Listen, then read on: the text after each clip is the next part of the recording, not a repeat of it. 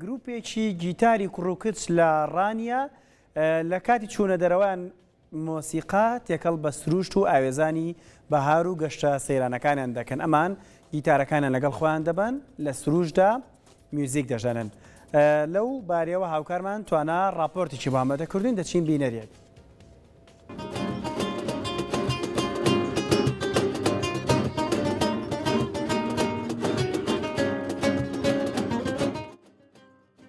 ئەگەر وەرزی سەیران و نەورۆز و گەشتکردن لای خەڵکی خواردن و بەسەربردنی کاتێکی خۆش بێت لە شوێنە گەشتیارەکان، بەڵام لای ئەم گروپە بە گیتارەکانیان بەهار و سەیرانیان پڕ کردووە لە ئاواز و میوزیک.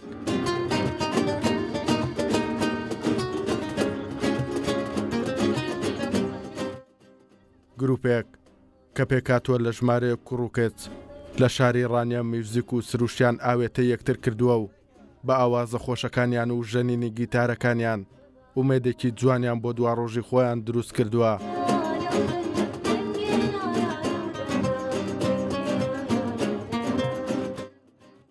گروپە گیتارم کە لە ماوەی 4 ساڵدا چەندین چالاکی جۆرە جۆرمان کردووە و بەڕاستی بوونی گروپ و ئەم شتانە لە نەو گەنجاندا کارێکی پێویستە و شتێکی زۆر باشە، لەبەرەوەی وەک دەبینێت لەم تەسویرەدا و لە ئیشوکاری ئەمەدا زیاتر لە 20 کەس لە گەنجان من سەرپەرشتیان دەکەم کە بەشدار من لە چالاکی هونەرەکانی موزیکی. ئێمە جگە لە نەو ڕانیە لە نەو دەرەوەی ڕانە چالاکیمان کردووە. ساڵ بە ساڵیش ئەم گروپە لە گۆڕانکاریدایە کە ڕێژیان زیاد دەکەوە، تەڵەبە هەیە دەگۆڕێ و تەڵەبە هەیە، یعنی بەردەوامە لەگەڵمان. هیوایە ئەم ساڵ هاتیوە چەند ساڵێکە لەگەڵمان کار دەکەن.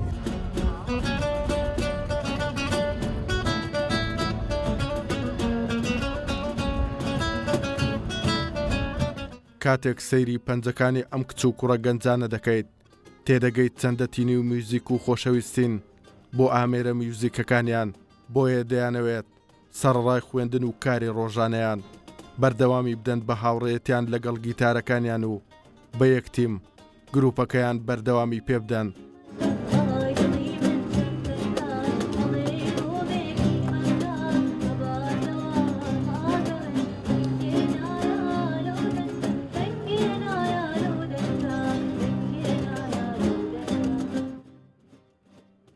ماوەی 3 مانگە لە سنتەری گەنجانم لە ئاستێکی باشدا. زۆر سپاس ماسەی هیدایەت دەکەم، بەڕاستی زۆر باش دەروانە دەخوێنێ. شکر وەخوا زۆر ڕازیم لە ئاستەکەم.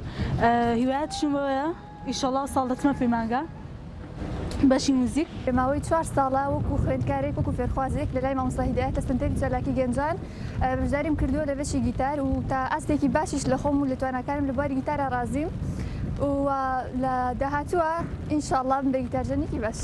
جگە لە خولای موزیکی لە بەش پزیشکیم لە بەشی پەرستاری دەستپێکردن لەگەڵ ئەو گروپە لە ساڵی 2016دا بوو بە سەرپەرشتی مامۆستا هیدایەتم. پێشتر لە ساڵ 2015 دەستم بە گیتاردا و لە 2016ەوە خولای هونەریم زیاتر بەرەو پێشداوە لەگەڵ هاوڕێیانم و مامۆستای تایبەت مامۆستا هیدایەت.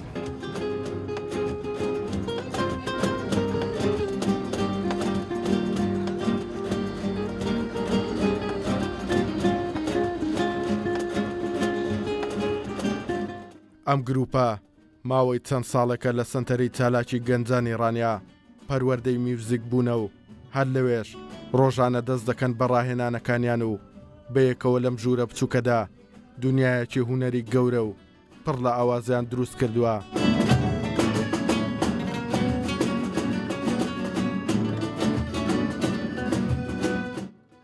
سنتەری چالاکی گەنجانی ڕانیا سەر بە بەرنامەی گەشەپێدانی توانای گەنجان لە منداڵپارێزی کوردستان پێک دێ لە کۆمەڵێک بەشی هەمەجۆر. لە ناویاندا یەکێک لەوانەی کە لە سنتەرەوە گرنگی تایبەتی پێدەدرێت بەشی مۆزیکە و بە تایبەت ئەو گروپە مۆزیکیانەی کە زۆرتر لەگە خواست و توانای گەنجان وێک دێنەوە و لە ناویاندا گروپی گیتاری سنتەر کە یەکێکە لە گروپە چالاکەکانی بەشی مۆزیک کە ڕۆژانە ڕێژەیەکی زۆری گەنجتەیدا بەشدارە کە ئامانجی ئێمە تێیدا ئەوەیە لە ڕێگای ئەم بەشەوە بتوانین گەشەی زیاتر بەتوانا و بەهرەی گەنجان بدەین لە بەشی مۆزیک و گروپی گیتار کە زۆر نزیکە لە خواستی گەنجان بە تایبەتی.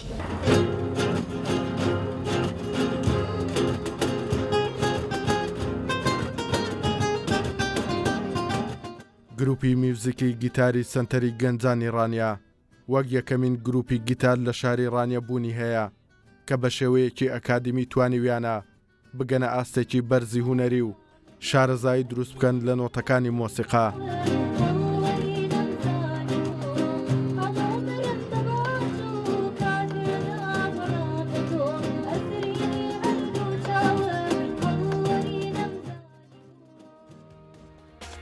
توانە کورسات نیوز ڕانیا